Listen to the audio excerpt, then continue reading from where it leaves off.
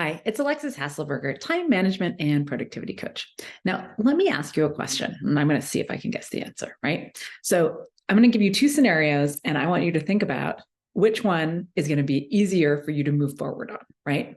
So, if I ask you, hey, which one of these things are you likelier to procrastinate, and which one of these are you likelier to just actually do it? Which one is it going to be? So, the first scenario is ask ChatGPT to write me 5 bullet points for my report on topic X, right? That's the first scenario. And then the second scenario is write report on topic X, right? Which one of these are you likelier to procrastinate, right? Or just not get started? I'm guessing it's number 2.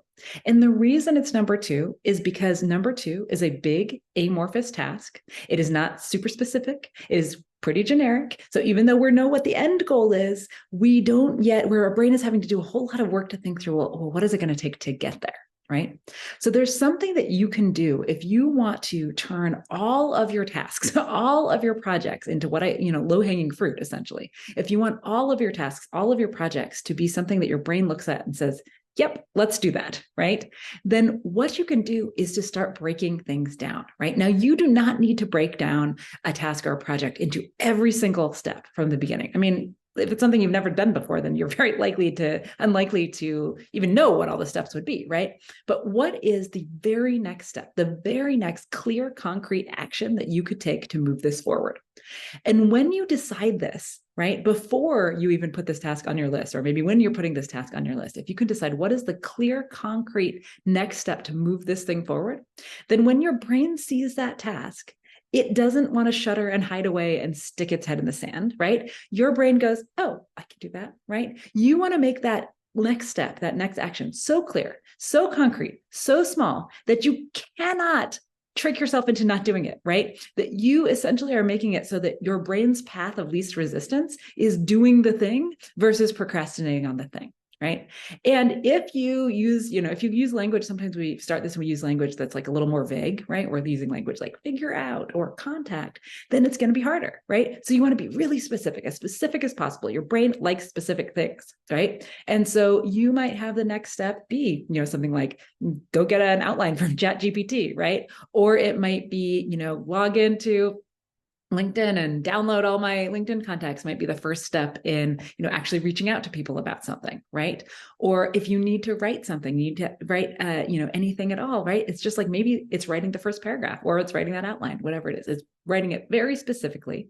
If it's something like figure out, then you want to ask yourself, okay, well, what's the first step to figuring it out, right? Because when your brain sees figure out, it's like, I don't have time for that, right? You want to make the next step so small, you can't convince yourself not to do it. You're tricking your brain. You're tricking your brain into getting lots of little dopamine hits.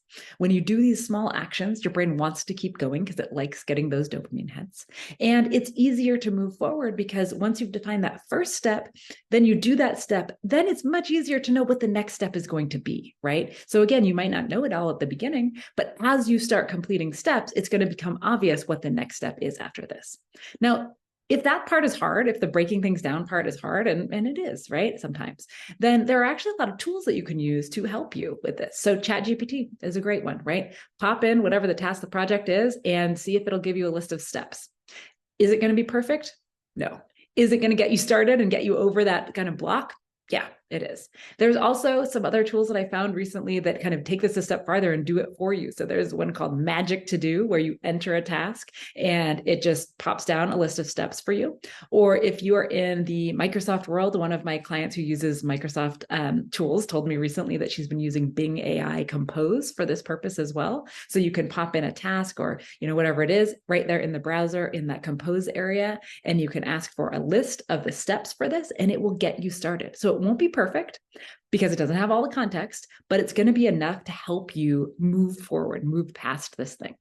So when we are having trouble just getting started on something, when we're procrastinating, when we are afraid of the big amorphous task, when we don't know where to start, breaking it down is the first step. Because when you know what that first step is, that first next action that you need to move it forward, that very next thing, then your brain wants to do the thing, right? I call this, I call this idiot proofing my task list from myself, right?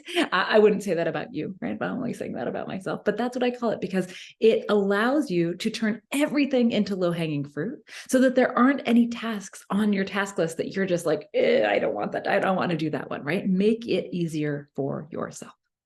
Now, if you like this content, you want to see it again and again, you like me in your feed, make sure to subscribe. That will mean that I am in your feed every single Monday. Just like she said, if you watch our videos a lot, then you should subscribe because it really helps the channel out a lot. And only about 20% of the people that watch our videos are subscribed.